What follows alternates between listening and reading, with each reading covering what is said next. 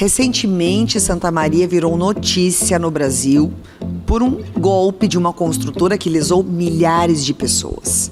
É um problema muito sério quando os contratos não são bem feitos ou quando as garantias não estão estabelecidas.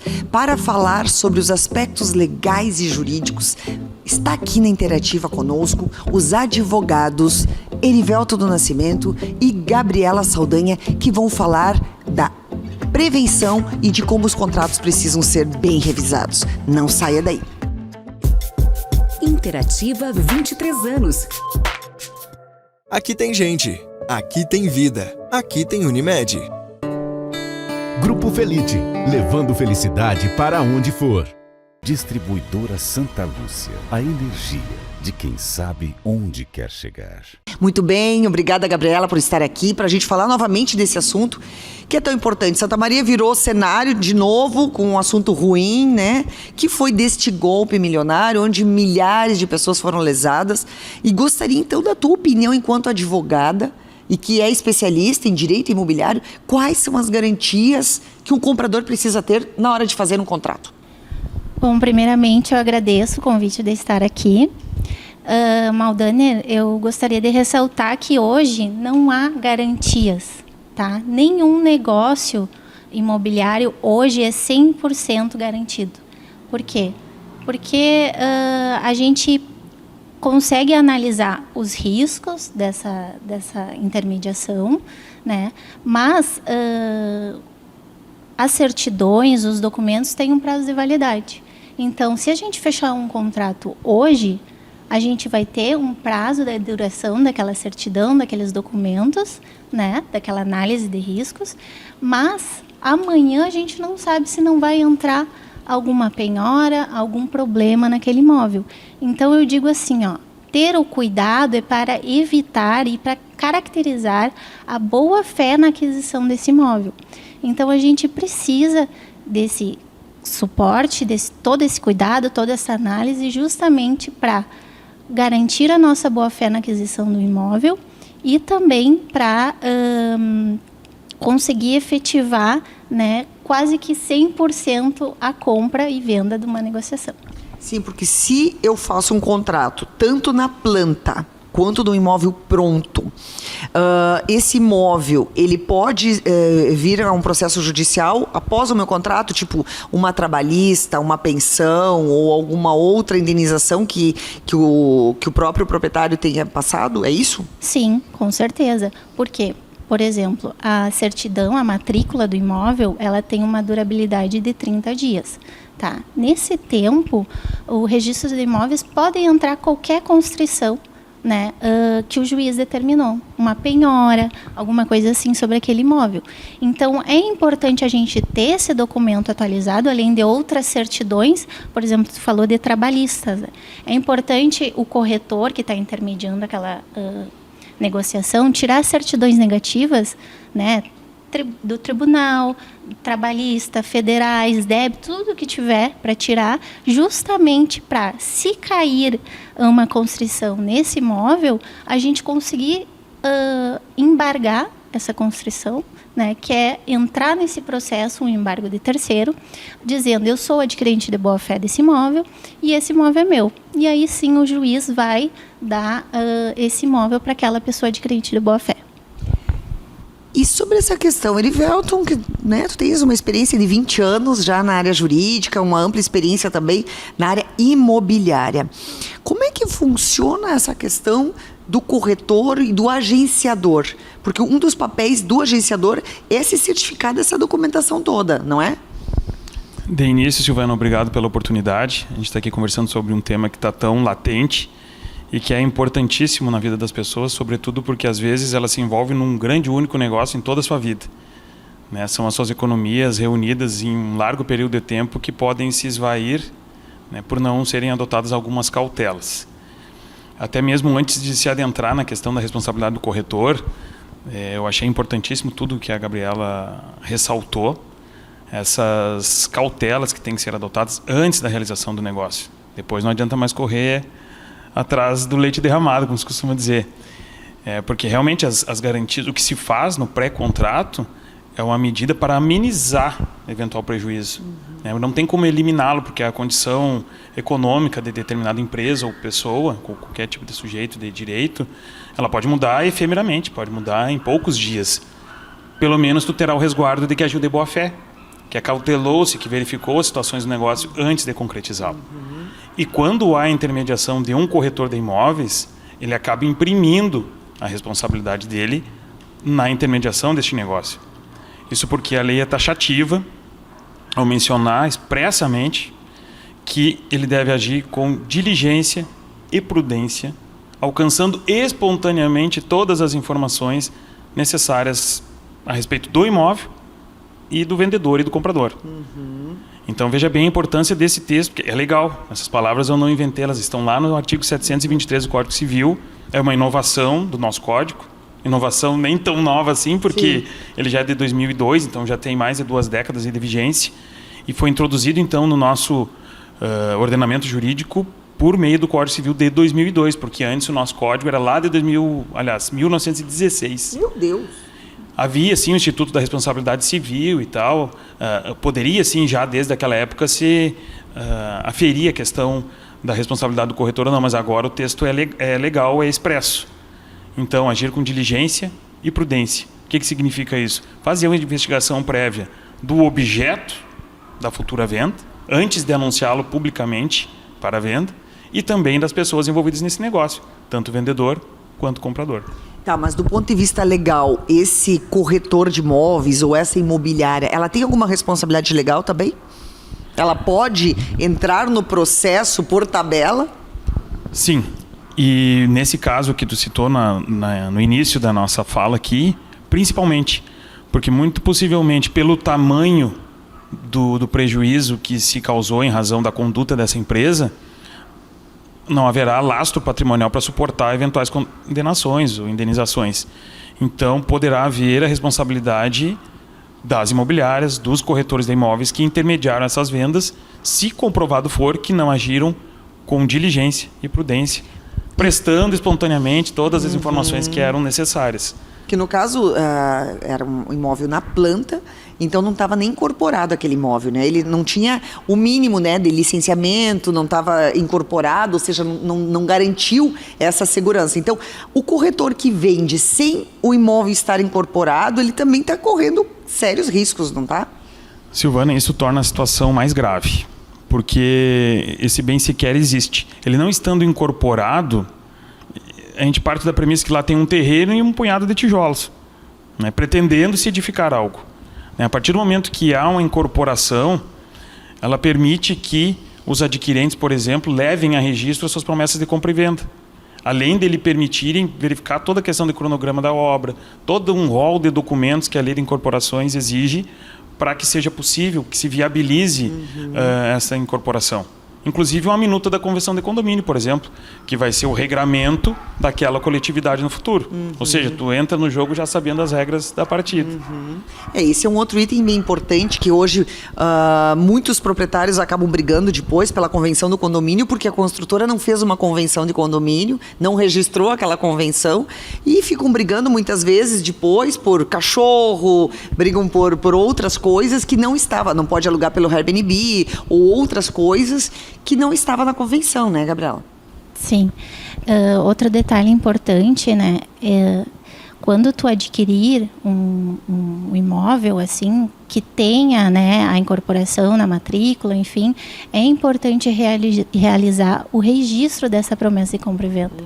Né? E foi um dos problemas que as pessoas encontraram agora nessa situação, porque elas não conseguiram efetivar o registro dessa compra e venda porque há diversos erros contratuais, né? Falta título errado, medidas erradas, falta o reconhecimento de firma do falecido, né? Então, o registro de imóveis, na qualidade, como ele tem uma boa fé, né, ele está se negando de fazer esse registro justamente por causa de todo esse problema. Então, digamos assim, se o corretor tivesse agido com prudência, revisado o contrato, né, visto que não estava batendo com a matrícula, né, com os dados da matrícula, poderia ter sido aditado esse contrato quando o falecido ainda estava vivo, né? Então tudo poderia ter sido sanado, né? E justamente hoje as pessoas não estão conseguindo efetivar esse registro na matrícula dessa promessa de compra e venda, que é muito importante, né?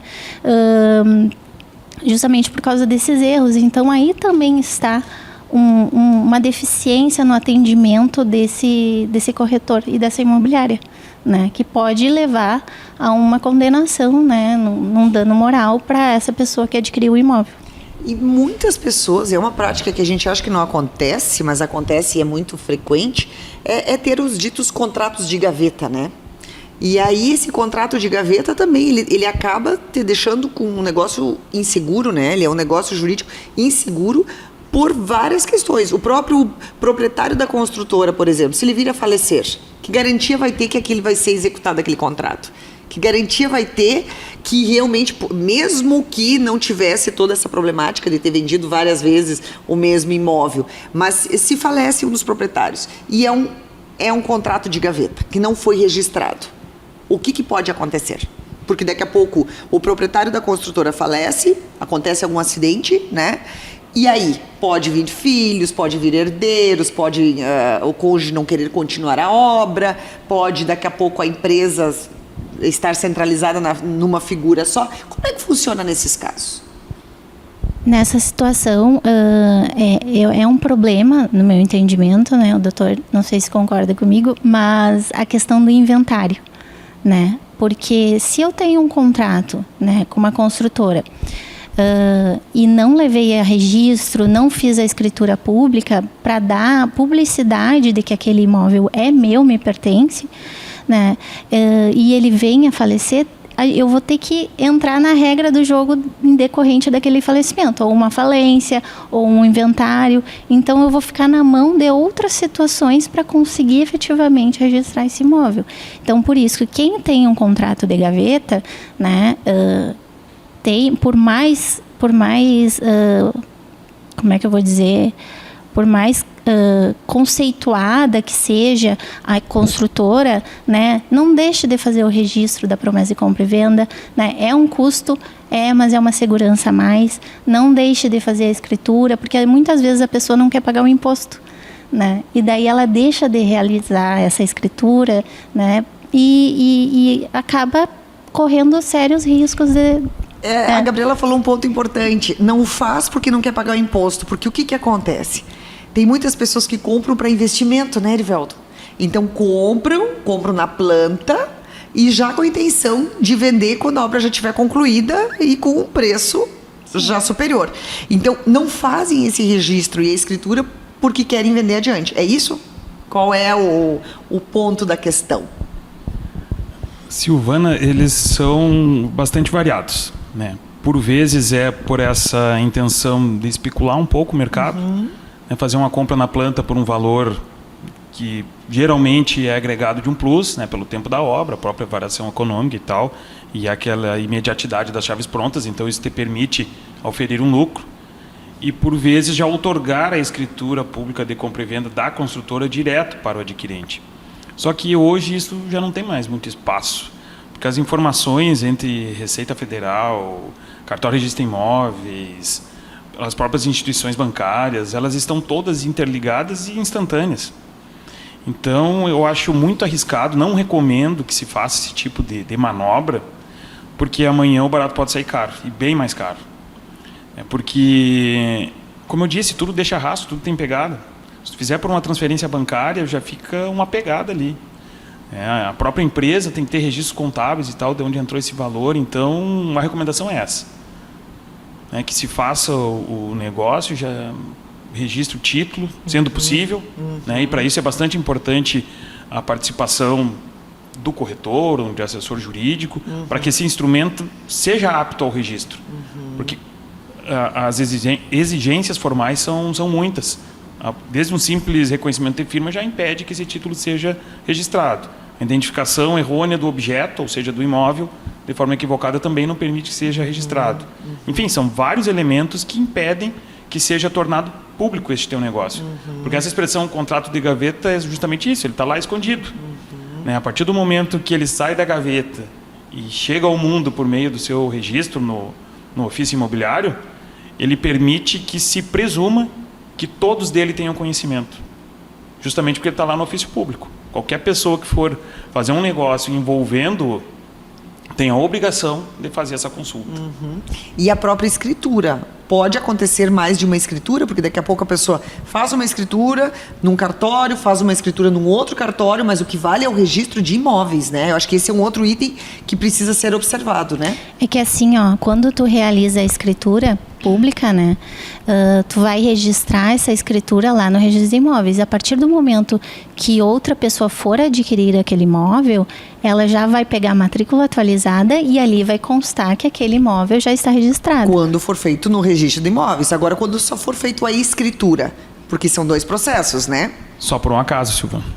Só por um acaso, se for o segundo adquirente for lavrar na mesma serventia, ou se foi vendido, esse segundo adquirente era vizinho do primeiro, porque senão o que vai prevalecer é o cartório de registro de imóveis. Vai ser uma escritura de gaveta.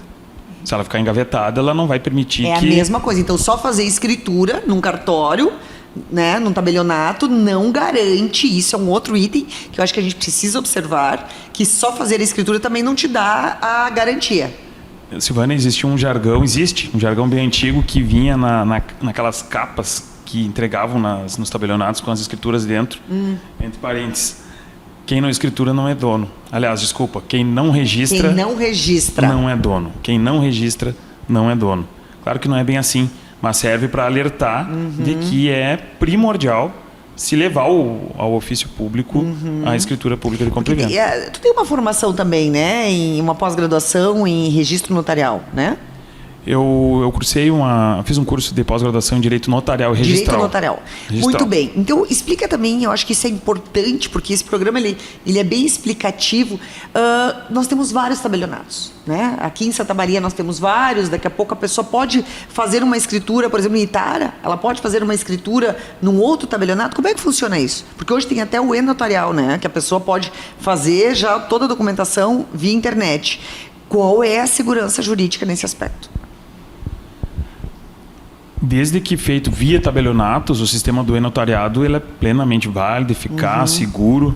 Não tenho dúvidas disso. Agora, o que tem que se tomar cuidado é se realmente está se tratando com um tabelionato.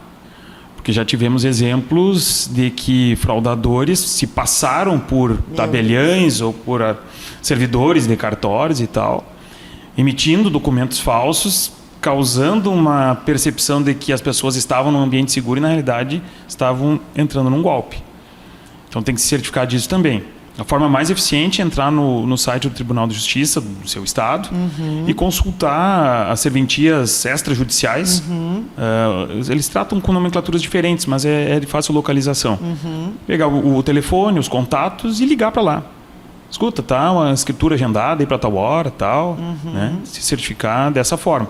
Existem outros caracteres também, esses documentos públicos hoje, eles têm uma sequência alfanumérica, que é o código verificador, que também te permite entrar no site do Tribunal de Justiça, lançar este código lá para verificar se esse ato realmente foi lavrado naquela serventia ou registrado naquele cartório. Porque, por exemplo, se eu registrar num cartório, né, fizer a escritura num cartório e não ir ao registro de imóveis, ficou só no cartório.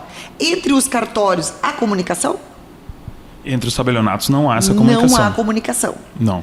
Então, se eu tiver uma má-fé, se uma construtora tiver uma má-fé, ou construtora, ou proprietário de algum imóvel, e vender várias vezes, e fazer escrituras em tabelionatos diferentes, ainda assim não está seguro o negócio. Assim, Maldanir, pode acontecer eu estou adquirindo um imóvel lá na Bahia, tá? Quando eu for adquirir esse imóvel lá na Bahia, eu vou ter que ter a segurança de analisar toda a situação do vendedor, tá? Mas esse vendedor, ele também pode estar vendendo para mim aqui no Rio Grande do Sul e para alguém em Santa Catarina, tá?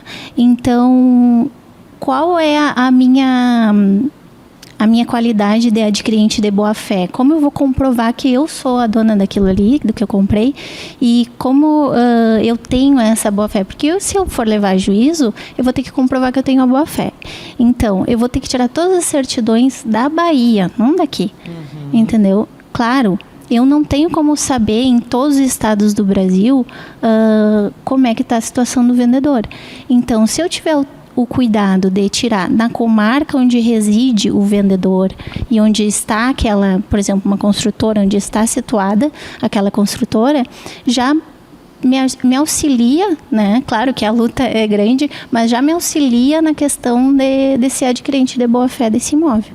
Né? E a questão da publicidade é que a lei, né, dos registros públicos, ela fala que aquele que registrar, ele vai dar ciência a terceiros. Por isso que é importante registrar a promessa de compra e venda.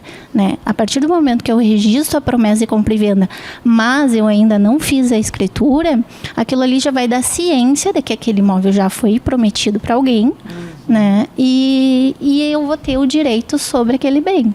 Né? Aí depois eu faço a escritura, normalmente tem algumas questões de pagamento, então a escritura fica para depois, né? Então é importante, realizou a promessa, registra no registro de imóveis. E depois faz a escritura e depois faz o registro de novo oficial do imóvel quitado, digamos. Exatamente, levou a registro na escritura no tabelionato de notas, aí volta para o registro de imóveis. Volta de novo.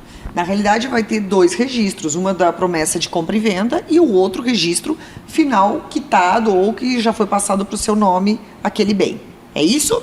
É isso. Exatamente. Torna um pouco mais caro, mas bastante mais seguro. Muito mais seguro. Dos aspectos, assim, da compra e venda, tu tem muita experiência também na área rural, né, Erivelto? E não é nada diferente também, né? A área rural acontece os mesmos processos. A escritura, o registro e acontecem os mesmos processos de imóveis urbanos, não é?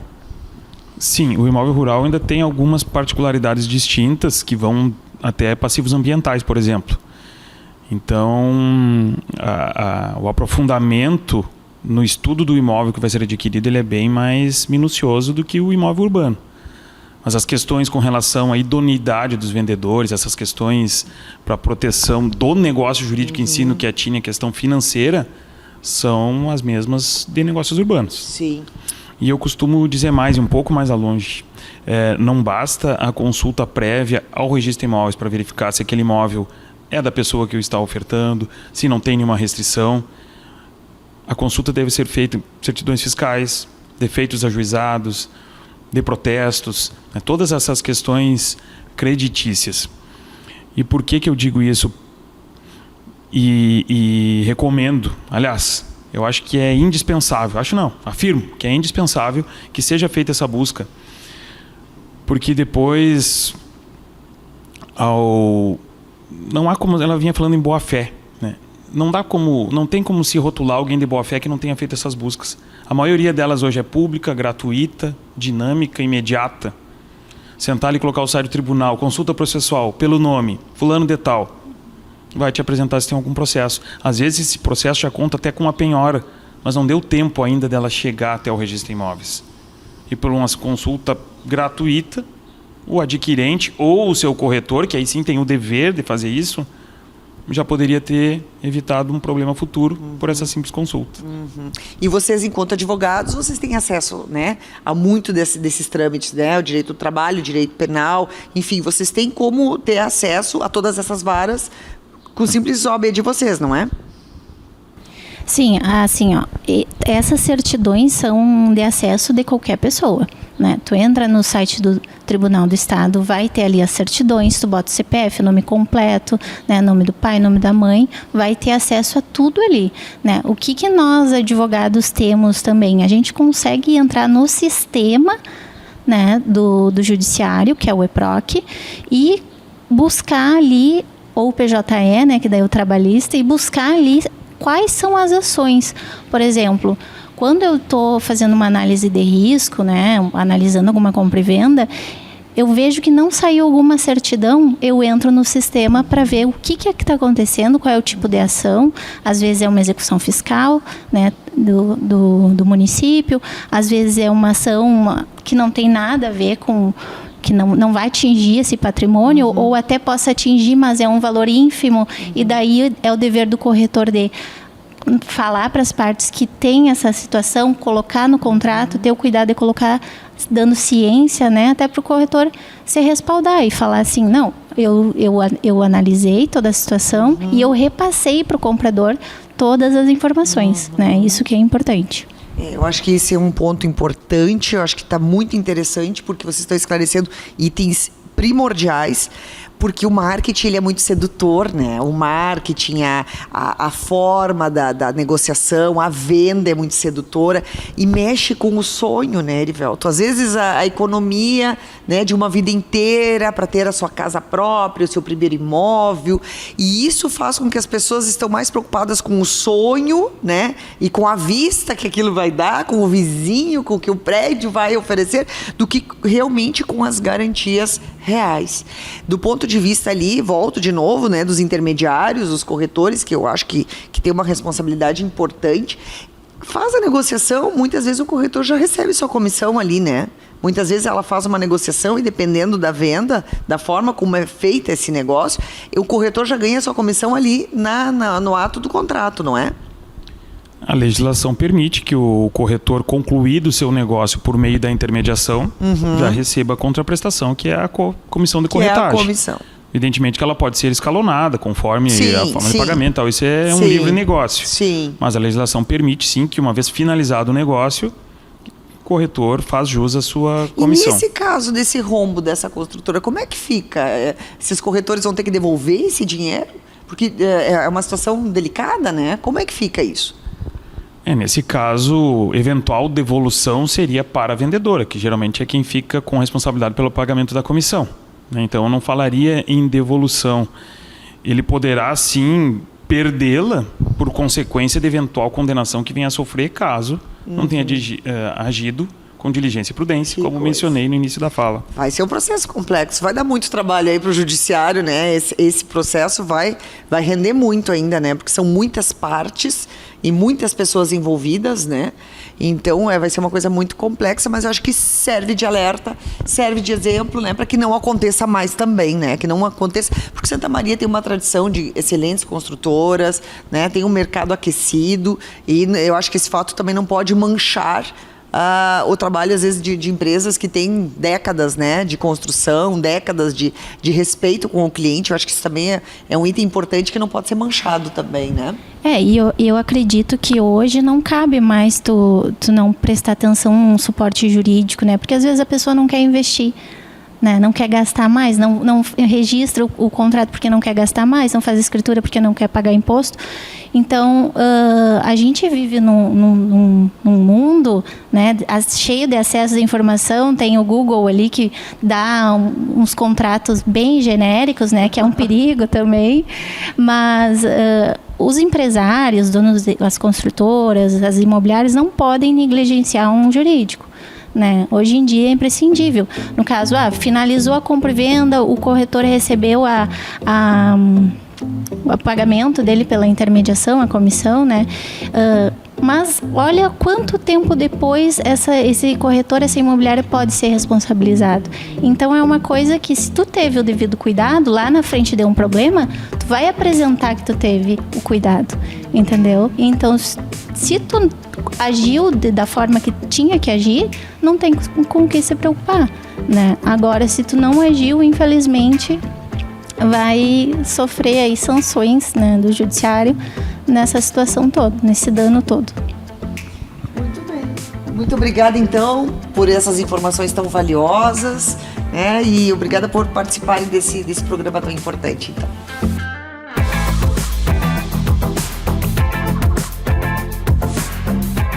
Aqui tem gente, aqui tem vida, aqui tem Unimed. Grupo Felite, levando felicidade para onde for. Distribuidora Santa Lúcia, a energia de quem sabe onde quer chegar.